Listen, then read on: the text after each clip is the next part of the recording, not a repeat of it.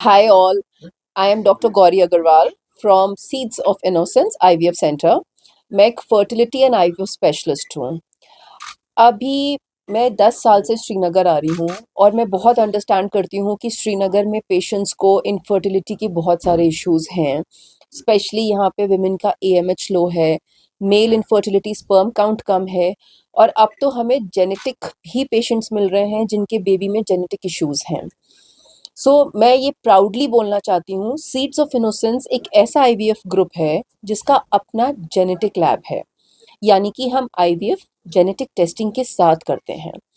बहुत सारे पेशेंट्स होते हैं जो बार बार अबॉर्शंस या कोई फेल्ड आईवीएफ या पहले उनको थैलेसीमिया है या पहले बच्चों में कोई जेनेटिक प्रॉब्लम है, उनका हम एग निकालते हैं, स्पर्म लेते हैं, जो एम्ब्रियोज यानी बेबीज क्रिएट होते हैं, हम उनकी जेनेटिक टेस्टिंग करते हैं जिसको पीजीटीए बोलते हैं एंड देन हम बेबी ट्रांसफ़र करते हैं।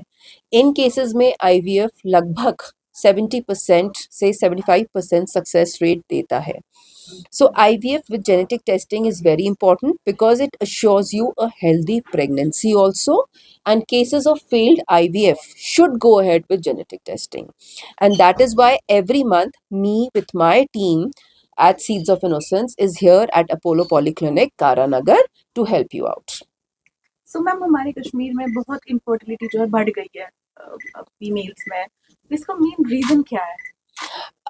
मैं यहाँ पे लगभग 10 साल से आ रही हूँ and what I realise is कि थोड़ा-सा स्ट्रेस एंड एंग्ज़ायटी फैक्टर ज़्यादा है यहाँ पे। ऑब्वियसली बिकॉज़ अगर स्ट्रेस ज़्यादा है तो डेफ़िनेटली हमारे एग की काउंट कम होने लगती है एंड सेकंड इश्यू है कि न्यूट्रिशनल स्टेटस तो अच्छा है यहाँ पे, but I think late marriages is also a concern here. Patients आते हैं 35 इयर्स पे and they are just 2 years married, तो आई थिंक वो लेट मैरेजेस भी एक कंसर्न है कि एग काउंट कम हो जाता है और उन्हें कंसीव करने में दिक्कत है। अगर आपको लगता है दैट आप लेट शादी कर रहे हो, so egg freezing is a very good thing. आप अपने इंजेक्शंस लगवा के अपने एग्स भी फ्रीज कर सकते हैं।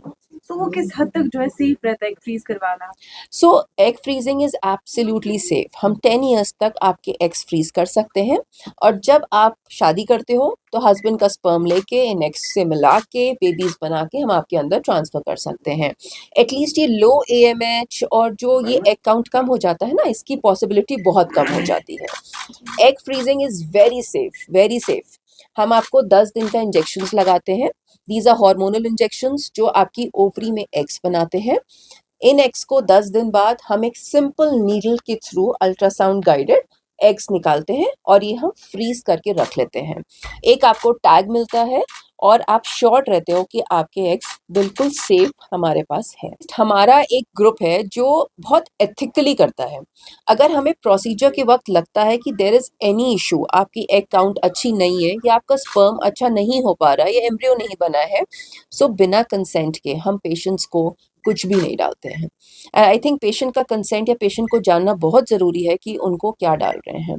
बट कश्मीर में I think since donor eggs के लिए लोगों को बहुत सारे प्रॉब्लम्स रहते हैं, हम कोशिश करते हैं ऐसा प्रोटोकॉल यूज़ करें जहाँ लो एएमएच में भी अच्छे से इंजेक्शंस लगा के हम उनके एग्स बना सकते हैं। और कभी-कभी हम 2 साइकिल्स आईवीएफ करके यानी हम पूल कर लेते हैं एग्स। एक साइकिल में 2 एग्स निकले, अगली साइकिल में 2 एग्स निकले, तो हम 4 एग्स पूल करके एम्ब्रियोज बना के फिर ट्रांसफर करते हैं। एंड 10 इयर्स तक आप उनको प्रिजर्व करते हो, क्या वो लाइव होते हैं 10 इयर्स तक? हाँ, एक्चुअली क्या होता है कि हम डे 5 पे एम्ब्रियो फ्रीज कर देते हैं। फ्रीज मतलब वो डे 5 पे जम जाता है और फिर उसको क्रायो कैन्स में रखकर 10 साल हम उसी लेवल पे फ्रीज कर देते हैं। जब डालना होता है तो हम वार्मिंग मीडिया उसमें करके उसको इंक्यूबेटर्स में आधा घंटा ग्रो करके and then we transfer. Baby healthy होता है फिर? Absolutely healthy and I think healthy baby, अगर देखो जैसे आप क्वेश्चन पूछ रहे हो हेल्दी बेबी, आई थिंक बिना जेनेटिक टेस्टिंग के आज बेबी डलवाना is not a good idea.